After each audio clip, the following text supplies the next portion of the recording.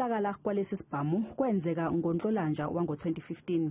Enyangeni ezini nje kudutshulwe kwabulawa uSenzo Meyiwa eFosloras. Obethula ubufakazi namhlanje uKagiso Tefu nowabe eyintombi yomsolwa uMthobisi Mncube utshela inkantolo ukuthi bahlangana ngoMasingana ka-2015 baseke behlala ndawonye emva nje kwamasonto amane bethandana. Amaphoyisa ayemfuna phansi phezulu uMncube kulandela ukudutshulwa kubulawe isikhulu samatekisi Alexandra. uTefu-ke utshela inkantolo ukuthi uMncube wayelimele engalweni khathi amaphoyisa embopha. Besingakaqedi nendawo okanye isikhathi esiningi sihlala khona laphana kule ndawo.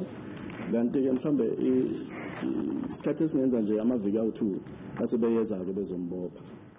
uTefu uthi endlini kwatholakala ibhokisi eduze kwesibhamu. Inkantolo Phambilini yezwa ukuthi kwatholakala nezinhlamvu zesibhamu ezingu-28 khathi eboshwa. Uthi-ke kwase kubuzwa ukuthi esikabani lesi sibhamu.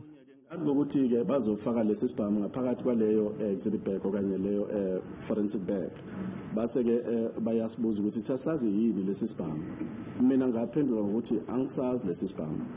Umangalelo wesithathu wayithulela nje kuphela wangaphendula.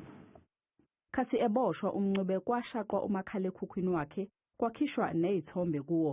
uTefu uvumile ukuthi uMncube wayenezimpithe ekhanda khathi eboshwa, kanti-ke nezithombe ezatholakala kumakhalekhukhwini wakhe zifakazela lokho. Ezinye zezimpawu ezenza ukuthi ngikwazi ukumkhumbula lo mlisa ukuthi ubefake okanye ube nama-dreadlocks ekhanda. uTefu noMncube babeqashe igumbi emzini kaChipane Gapola. uGapola utshele inkantolo ukuthi uMncube wayikhokha yonke imali yokuqasha wangena kule ndlu ngaso leso sikhathi.